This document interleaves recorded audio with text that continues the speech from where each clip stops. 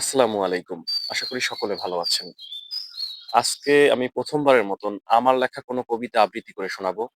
যে কবিতাটার নাম হচ্ছে 'একশো গাড়ির শোডাউন'। অনেকেই আপনারা কবিতাটি আপনার কমেন্টে শুনতে চেয়েছেন। তো ১ম বারের মতন আমি আমার লেখা কোনো কবিতা আবৃত্তি করে শোনাবো। তো আমি ১ম এই আন্তরিকভাবে দুঃখিত। আমার কথা হয়তোবা অনেকের বুঝতে অসুবিধা হচ্ছে কারণ আমার সর্দি, এর জন্য আমার কথা হয়তোবা ক্লিয়ার আসছে না। এর জন্য আমি আন্তরিকভাবে দুঃখিত। তো কবিতাটা শুরু করছি। 'একশো গাড়ির শোডাউন' মোহাম্মদ ইফতিসামুল হক। ওরে দাদার নাতি ভানুমতি, ১০০ গাড়ি কি কচুল্লতি, কোথায় গেল ছেঁড়া খুতি, বুঝি না তোদের মতিগতি।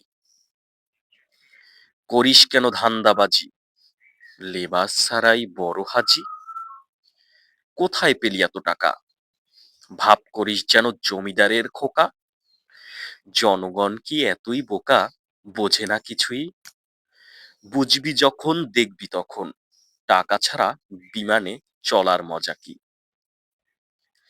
প্লেন ছাড়া চলা যায় না, এখন গাড়ি লাগে শত শত, জনগণের টাকা নষ্ট করিস, ফুটানি দেখাস যত। দাদার ছিল জমিদারি, আমি ছিলাম হোস্টেলে, সোনার চামচ মুখে নিয়ে বড় হয়েছি কোলে কোলে। এর আগের ঈদে বাড়ি ফিরতে টিকিটের জন্য দিয়েছিস কত লাইন, এখন সামনে পেছনে গাড়ির শোডাউন মারাও, বাহ, দেখতে লাগে তো ফাইন। কিছুদিন আগেও ছাত্রলীগের নাম ভাঙিয়ে ক্যাম্পাস করেছিস গরম, এখন মুখোশ খুলে পোল্টি মেরে ছাত্রলীগকে গালি দিতে করে না একটুও শরম। ১০০ গাড়ির শোডাউন দেখেছে তোমার গ্রামের লোক, গিয়ে দেখো অনেকে হয়তো হার্ট অ্যাটাক করেছে, অনেকে করছে শোক। নব্য জমিদার বলে কথা, তোমাকে এখন চিনে গেছে বাংলার জনতা।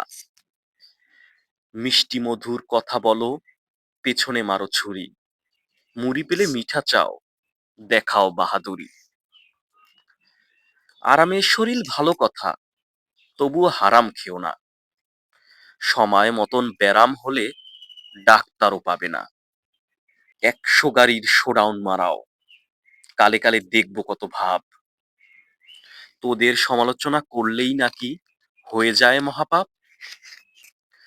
জনগণের সম্পদ কারো ব্যক্তিগত না, ১০০ গাড়ির শোডাউন দেখা আমি এক সাধারণ জনতা।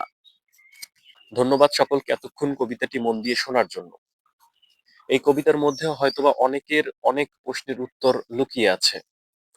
আমি আমাকে আপনার একজন সাধারণ জনগণের জায়গায় দাঁড় করিয়ে তারপর এই কবিতাটা লিখেছি। তো দয়া করে এই কবিতাটা নিয়ে কেউ জল ঘোলা করবেন না। সকলে ভালো থাকবেন, সুস্থ থাকবেন। আসসালামু আলাইকুম।